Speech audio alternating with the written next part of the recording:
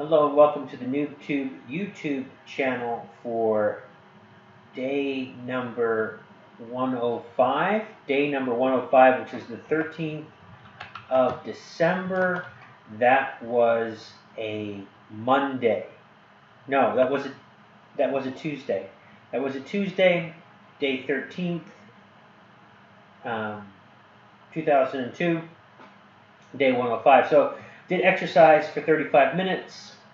Cut a little bit short because I woke up late. I still did the 5-minute jog included in that 35 minutes.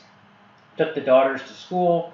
My middle daughter had woke up late, so she missed the school bus. So I wound up taking both girls to school. Did the solar business. Had calls with the solar business. Had books. Had a doctor's appointment in the afternoon.